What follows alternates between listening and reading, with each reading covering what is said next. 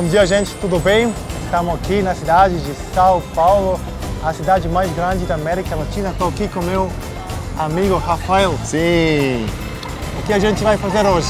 Bom, hoje a gente vai fazer um passeio no centro histórico de São Paulo. São Paulo é a maior cidade do Brasil, a maior cidade da América do Sul, com mais de 12 milhões de habitantes, e vamos conhecer o centro histórico da cidade, onde tudo começou, com museus, praças, igrejas e grandes centros culturais. Inclusive esses prédios que estão aqui atrás da gente. Vamos conhecer tudo. Vamos! Vamos!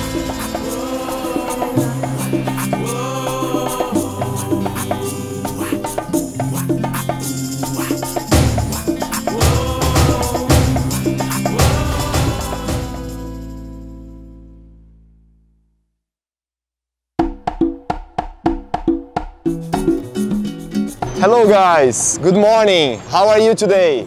My name is Rafael. I was born and raised up here in Sao Paulo, and I will be your guide today here in the historic center of the city. Before we go, I would like to tell you a short introduction about the history of Brazil and Sao Paulo, so we can understand better everything we see ahead and also the other places you will visit in your trip. Well, Brazil is located in South America, as you know, and is the only one country in South America that speaks Portuguese. Well, we speak Portuguese because Portuguese decided to explore this part of the world in 1500. São Paulo, about 12 million people, and the São Paulo metropolitan area in the total, almost 21 million people, all here. Right now, we are here on this red part on the map. There is the historic center. That's what we are going to visit today. Let's explore old downtown where we are. Ready to start? Yes, there we go. Let's move, let's start walking.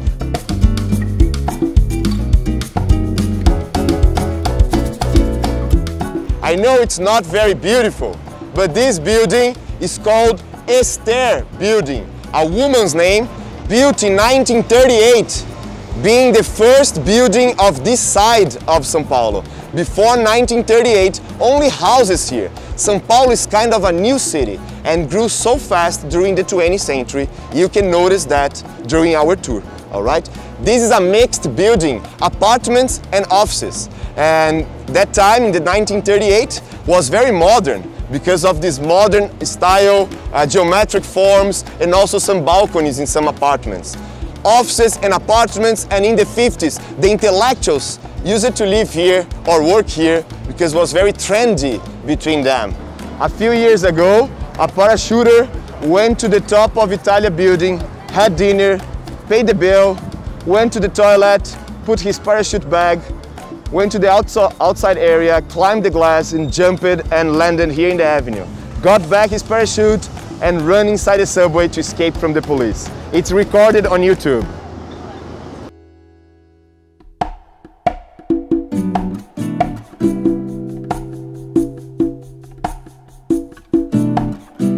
From here we have a nice angle of Copan building.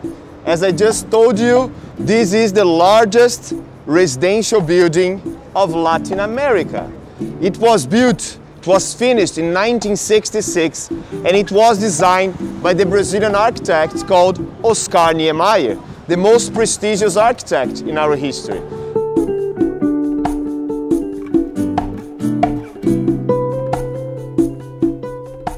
This building, this marble building, is called Matarazzo's building. It was built in 1930 to be the headquarters of the biggest Brazilian company in our history, called Matarazzo's Reunited Company, belonging to the rich family. I told you, is buried inside Consolação Cemetery in the beginning of the tour. Well, here was the office of the company until 1972, when part of the company broke. So this building became a own of the bank, the bank that had the debits of the company, called Banespa Bank. And Banespa Bank gave this building to the City Hall in 2004 as a part of a negotiation between the government and this bank. So here is the office of the mayor of São Paulo since 2004, the City Hall of São Paulo. Because of the superstition of Conde Matarazzo, this building, there is no 13th floor. After the 12th floor, goes to the 14th floor, like many buildings in New York. New York, a lot of buildings are like that. After 12, goes to the 14th. And here, the same. The last floor, you find Walter Galera Garden. I mentioned before, one of the largest high gardens around the world. Up there, 8-meter high trees, a small artificial lake with fishes, and 2 places for helicopters. Used to be possible to visit the top for free, but since this pandemic started, the guided visits are suspended, okay? It's another curiosity, guys. Sao Paulo has the busiest traffic of helicopters around the world. It's busier than New York. And why that? Because millionaires in Sao Paulo, they don't like traffic jam, and they are rich enough to fly to their offices instead of driving. It's serious, it's very, very busy. It's very common to see helicopters around the city, everywhere actually.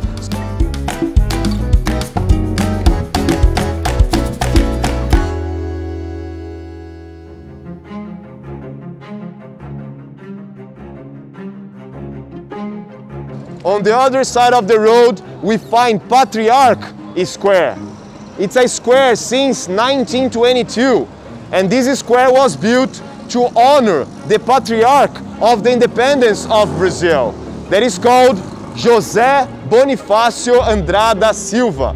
He advised Dom Pedro I to declare the independence of Brazil in 1822. There is a little church over there, we can see the tower. That is one of the oldest churches of the city. Santo Antônio Church, the first construction, was built in 1592, the end of the 16th century. Because of this saint, Valentine's Day in Brazil is not celebrated on February 14. Yes, Valentine's Day in Brazil is celebrated on June 12. Why? Because of this saint, Santo Antônio, Saint Anthony, is the saint responsible for marriage, and the day of this saint is June 13. So one day before, we celebrate the love, the couple celebrate the love they feel to each other. And guys, to be honest, February 14 wouldn't work as a Valentine's Day in Brazil, because February 14 is a day very close to Carnival. There is a really big party in Brazil, and Carnival is much, much better if you are single. Yes, because we kiss a lot of mouths anonymously, so it's much better if you are single. Young kids in Brazil, they don't get in a relationship before Carnival. Doesn't matter if you have found the love of your life. You don't get in a relationship to be single during Carnival. After Carnival is over, you get in a relationship. Well, I lost a girl because of Carnival. It still hurts my heart. Let's change the matter. I'm joking, of course. Let's go this way here, guys. Please follow me.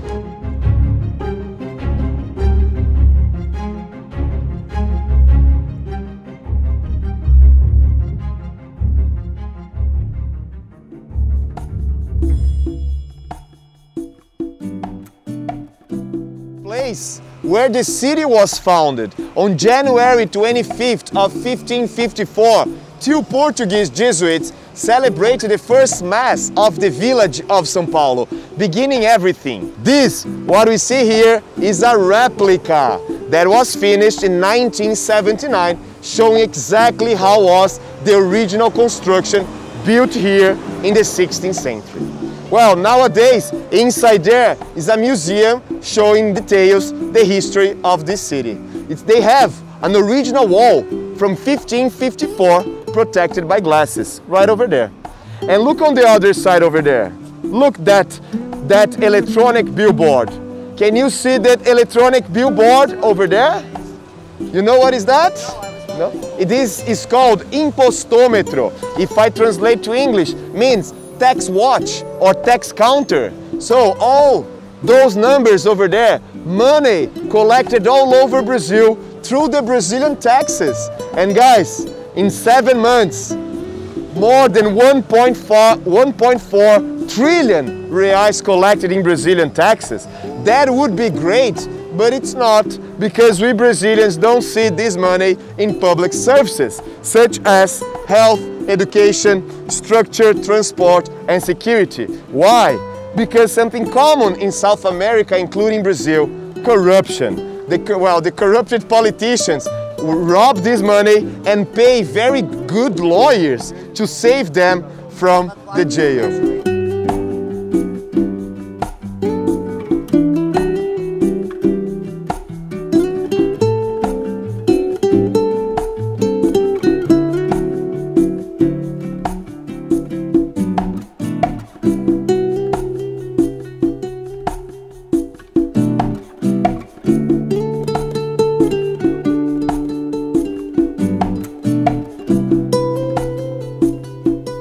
Because of this church, this avenue in front of us is called Consolação Street.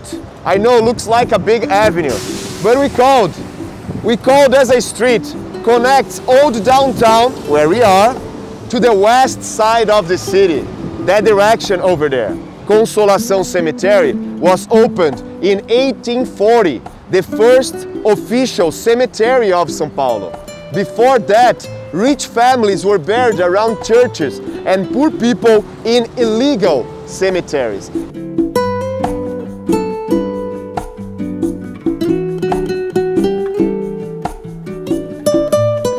We are in front of the Municipal Library of Sao Paulo. This is the first public library of the city, founded in 1924 by the Municipal Chamber, and was not located here.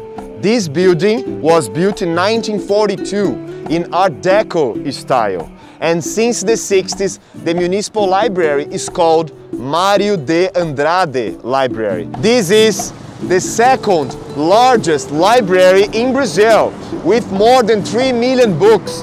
The biggest one is in Rio de Janeiro, called the National Library, with 10 million books. All right, and look where we are. This sidewalk, it's a piece of art. A Brazilian artist called Regina Silveira did that in 2015. And all these mosaics, they make the word library written in different languages, like South Korean, German, Spanish, Portuguese, English. The idea is when you see from the sky, you can read the word library in different languages, all right?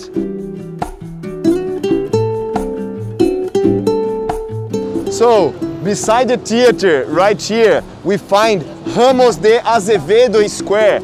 This name is the name of the architect of the Municipal Theater. The square was built with the theater in 1911, but all the statues and the fountain were built in 1922 as a gift from the Italian community to Sao Paulo, as a way to celebrate 100 years anniversary of the independence of Brazil. That happened in 1822. Remember, Sao Paulo is the largest Italian community outside of Italy. So there's a big importance of this community in the city. And they gave this gift, the fountain and the statues, to the city in 1922. And we are in the middle of Chá Bridge, the first bridge of Sao Paulo. Chá means tea, because until the end of the 19th century, this side was a big farm with a big tea plantation. So when this bridge was built in 1892, got the name Chá Bridge due to the tea plantation over there. And that time, 1892, when the bridge was built, there was a river below us called Anhangabaú River. Well, this river was very small with a lot of curves, not possible to navigate. And where is the river down there? There is no river. What happened? In 1910, the government canalized the river underground and built one of the first public parks of the city, Anhangabaú Park. It's not what we see here, because in the 30s, the government destroyed the park and built an avenue that comes from the south, that direction, passing here in the middle of downtown and goes to the north over there.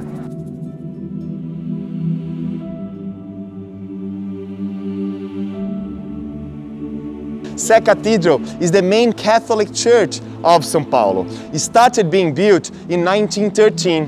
Sé Cathedral is considered one of the biggest neo-Gothic temples around the world, but it's also considered an eclectic style cathedral because it's neo-Gothic style outside and inside we find some elements of the Renaissance style. That's why it's an eclectic style.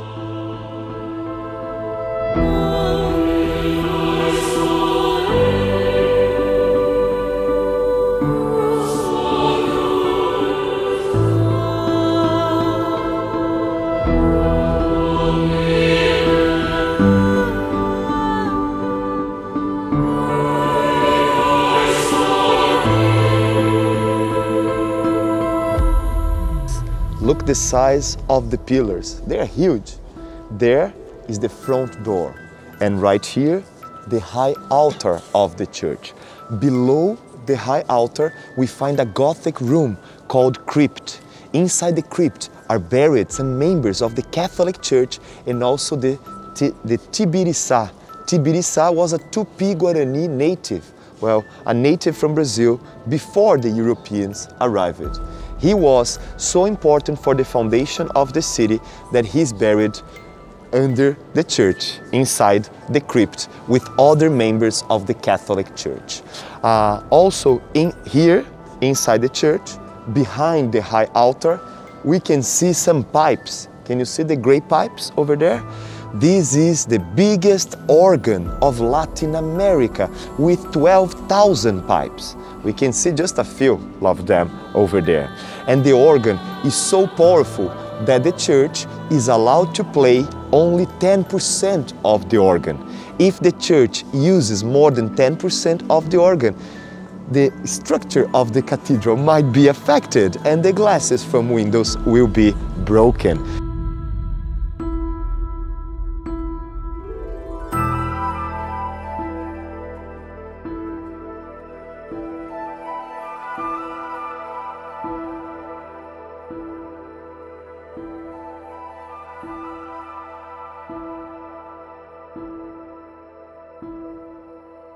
Muito obrigado, Rafael. Muito obrigado pelo tour maravilhoso que você fez. Eu simplesmente adorei. Que bom, Robert, que bom. Segunda vez que estou aqui no Sao Paulo, aprendi muitas coisas novas que eu não sabia antes e foi um prazer te conhecer. Muito prazer, o prazer foi meu. Eu quero agradecer a todos por terem participado desse tour. Eu me diverti muito com todos vocês, foi uma experiência muito incrível. Agradeço muito por todos vocês terem participado. Obrigado. Recomendo muito a pessoas visitar Sao Paulo, um Brasil diferente, um Brasil que não é só Rio de Janeiro, um Brasil especial. Exato, venham, serão muito bem-vindos. Obrigado. Valeu. Obrigado, show.